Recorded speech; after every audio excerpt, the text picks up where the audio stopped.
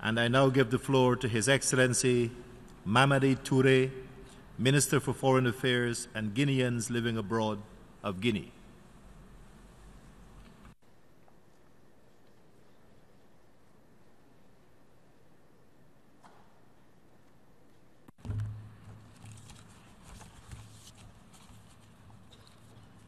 Madame la Présidente, President, Excellencies, Heads of State and Government,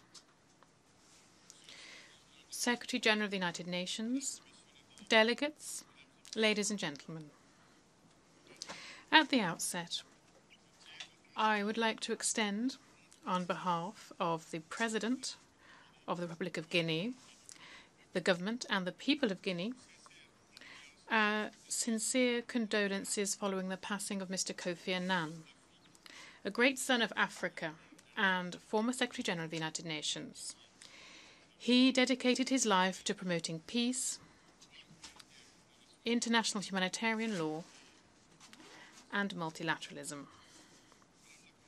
President, my delegation would like to congratulate you on your election to preside over the 73rd session of the General Assembly, and would like to assure you of its support for the success of your mandate. Guinea would like to pay a well-deserved tribute to your predecessor for the inclusive presidency of the 72nd regular session at this crucial period of reform for our organization. Furthermore, my delegation would like to warmly congratulate the Secretary General for his vision and the laudable efforts he has undertaken to steward a new era of the United Nations in an ever-changing international context, often falling prey to challenges on the political, economic and social fronts. It is evident that to address these challenges, we should prioritize new, more pragmatic, effective and better coordinated approaches to achieve the objectives enshrined in the Charter.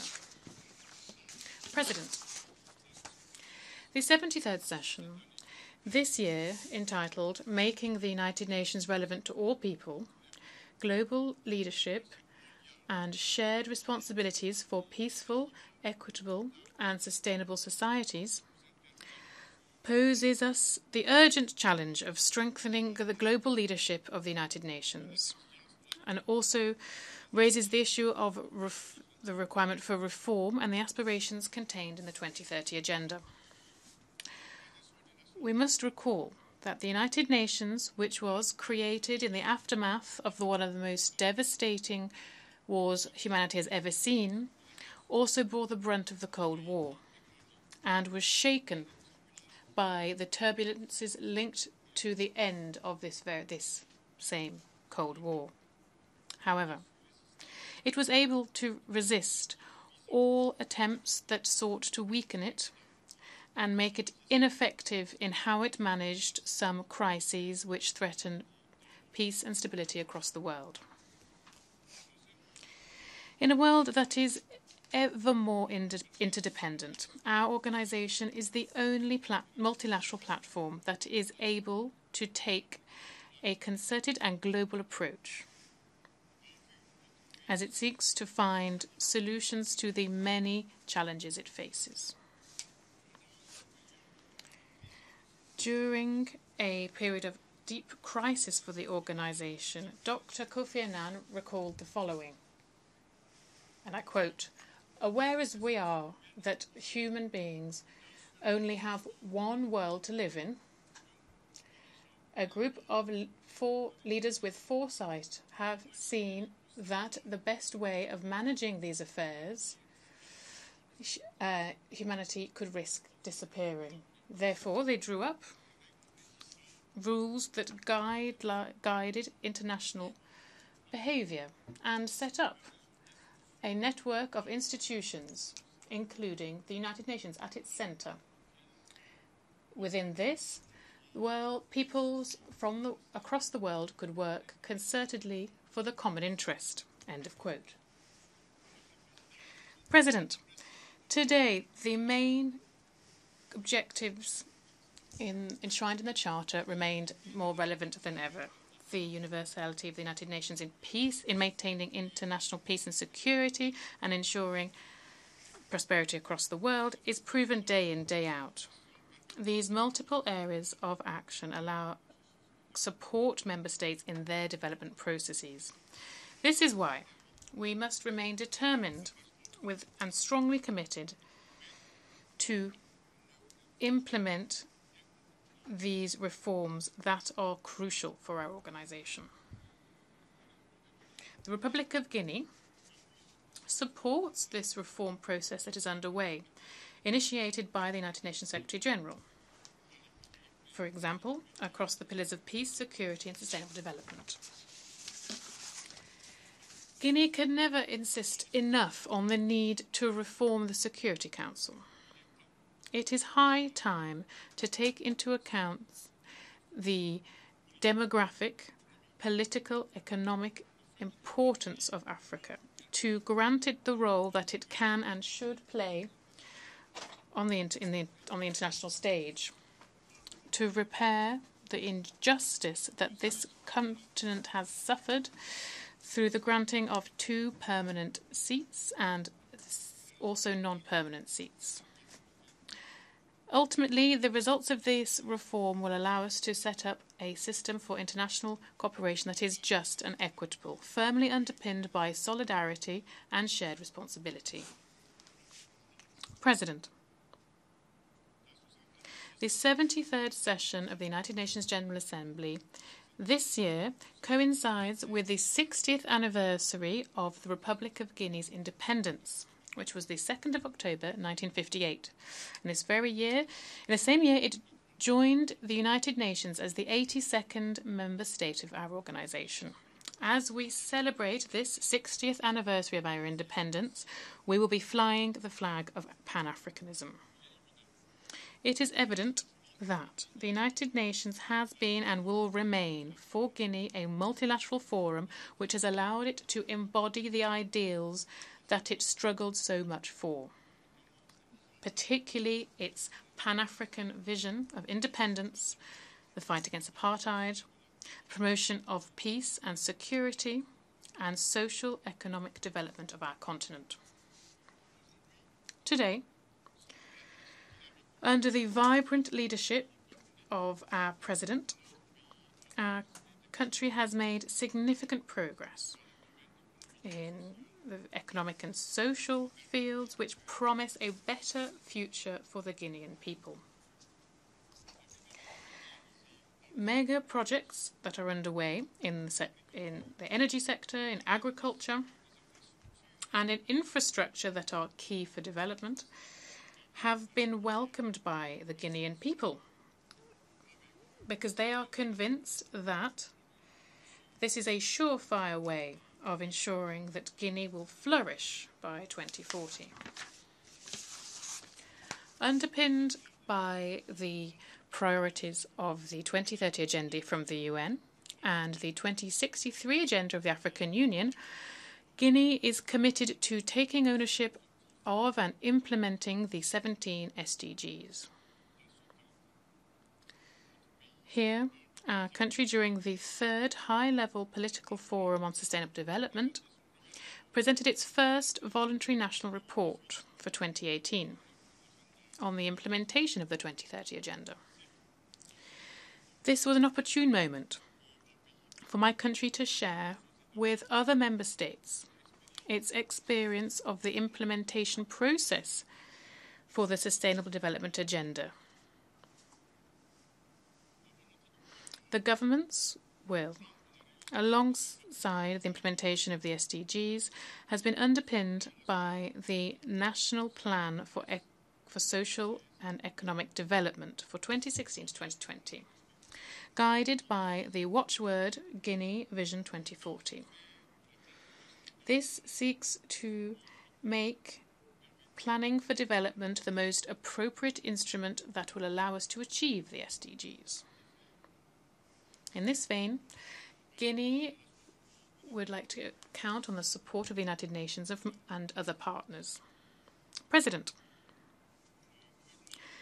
the government strongly appreciates the new atmosphere of promising dialogue to promote lasting peace in Africa, where peace and security are essential conditions for inclusive development. Tangible progress has been made within the strategic partnerships between the United Nations and African peace missions, and significant inroads have been made in the management of crises in Guinea-Bissau, South Sudan, Somalia, and in the dispute, on the one hand, between Ethiopia and Eritrea, and also between Eritrea and Djibouti. This is further confirmation of the need to continue to prioritize political solutions to create a peaceful environment that is favorable for development. We are convinced that significant investment in conflict prevention and the search for political solutions will spare countless human lives and destruction of infrastructure. However, these positive developments that have been made here and there must not distract us in our shared struggle against international terrorism and violent extremism. This is why my delegation condemns in the strongest terms the barbaric acts committed against innocent people in Africa and elsewhere in the world. We urge major powers to support Africa in its fight against this scourge and to support the G5 Sahel when faced with the atrocities committed by terrorist groups, and to work towards restoring lasting peace in the Sahel region. Guinea commends the implementation of the United Nations Plan for the Sahel, entitled Sahel, the Land of Opportunities, which targets 10 countries, including Guinea. This plan focuses on 6 key areas: cross-border cooperation, prevention, peacekeeping, inclusive growth, climate, and renewable energy. Partnership within member states, regional economic communities, civil society organisations, and financial backers will contribute to the implementation of various development projects and to fight furthermore against extreme poverty, to improve the humanitarian situation, to strengthen resilience to change, and to curb the scourge of food insecurity.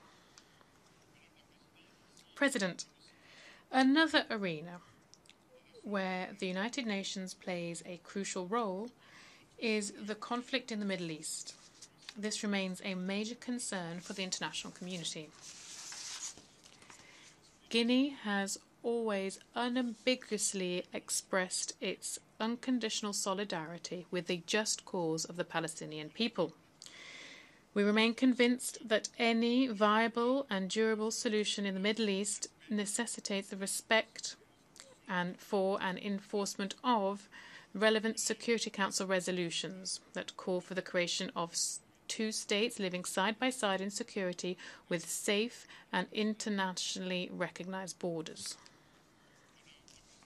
President, conflicts, particularly protracted crises, environmental degradation, as well as the violation of human rights, continue to increase the humanitarian needs. Today, this is estimated at almost $22.5 billion. However, the mobilization of funds is hampered not only by a lack of solidarity, but also by drastic cuts in the UN budget. This is why the management of these funds must be transparent and inclusive. Of all the humanitarian challenges, the issue of human mobility looms large and demands a greater level of solidarity and responsibility sharing. This is why we commend the advent of the Global Compact for Safe, Orderly and Regular Migration, a source of hope for more than 258 million international migrants, largely women and children. This important text that the Republic of Guinea will adopt in December in Marrakesh will strike a balance between state sovereignty and fundamental rights.